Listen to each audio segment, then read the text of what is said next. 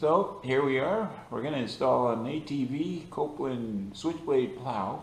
It says under an hour. We'll see. I'm thinking 3 beers. Let's see what happens. I'm going to unpackage it and then we'll get right on. There's the ATV. And here's the Kolpin plow in the box. And hopefully it'll be in it within after an hour yet. Okay. So there's all the parts laid out. It comes pretty good. The blades separate there, and then you go to the actual hookup. It's a universal mount.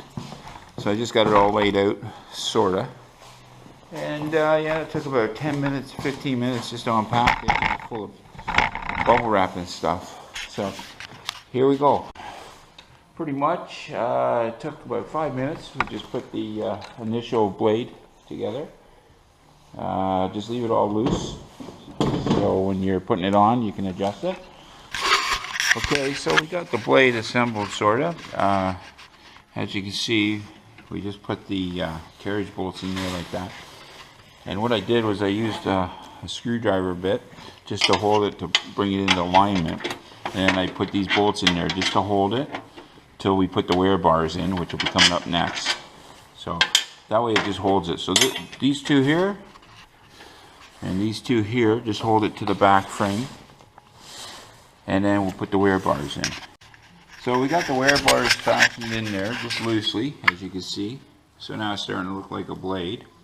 And then we're going to go over and we're going to grab this little plate right here. It's A3, and this, I believe, will go on the back side. So just 1 moment. Yeah, so that little spacer goes right in here for reinforcement, I'm thinking, for the middle of the plow. So that just slides in. Yeah, so that's about it almost. Okay. So all the ones that were put into the skid plates and the framing were 8mm. Now the one that goes into the universal housing for the actual blade, this one here, they're 12mm, they're the larger ones. So you tighten them right up and then back them off about 1/8 of a turn to allow free wheeling. So there it is there, so it's freewheeling. So that's good right there. Okay, so then you put the tension springs in to the lever here, and they say to just tighten this up to about 3 threads showing. And if you leave the bottom ones, you can put the adjusters on the skid plate, so on the wear bars. So you just leave this one out. As you see, I didn't, but I'm going to put this in there. Slides right in. Oh yeah, so what I did, I forgot to put the anchor to lock in the blade for when you're turning it. So I had to take it back out, but there's the 12, and then you put an 8 up in there, like that. So there you go. Okay, so now we put the legs on, as you can see. You got your lock in here to lock it in, so it can't move. So everything's coming together. It's been an hour, so they lied. 1 beer, 1 hour. So I guess we're gonna have to crack another beer open. There we go. So that'll be 2 beers. And but that's okay, we got time. Okay, so now we put the back piece on that hooks up to the actual frame piece. It's the last piece of the plow, I believe.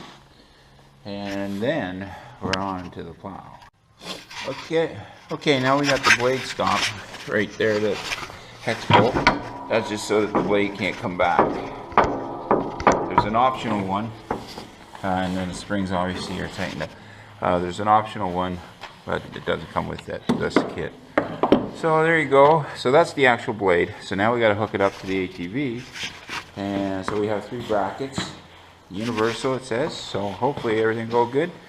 Yeah. So tools required: basic metric hand wrench, a socket set, torque wrench, 17-pound torque on the 8mm. I think it was what was it? Oh, it's 17 on both.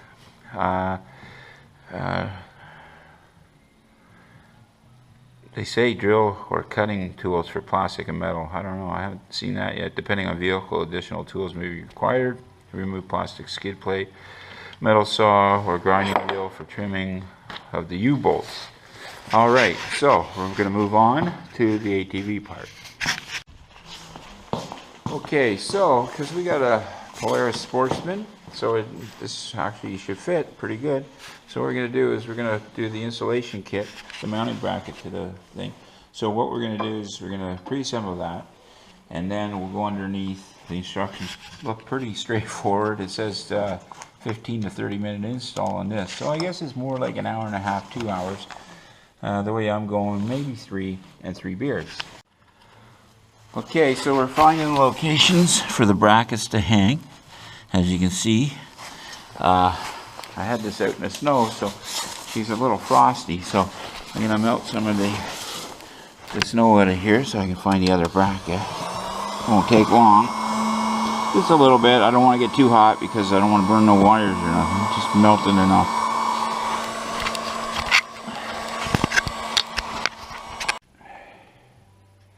Okay, so we melted the snow out so we can get the bracket in there. So we're going to install the bracket and then hopefully we'll have the plow hooked up. Okay, on the Polaris Sportsman 570, you have to raise the battery up and then put the U-bolt in there. So I took the battery, I got it up and out, and I'm just putting the battery back in. I got my bolt in there. It pays to read the instructions a little bit more carefully. Okay, so after screwing around a little bit because one of the plates, the holes didn't fit. This one here. So I had to, this one here. So I had to drill a hole. There's an existing hole in the frame of the machine. And I just put it into this plate here.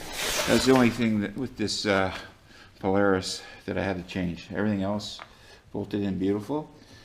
It's all hooked up. I just got to hook the winch up to it, which I will do. And that's about it. Not bad. It took a lot longer than an hour.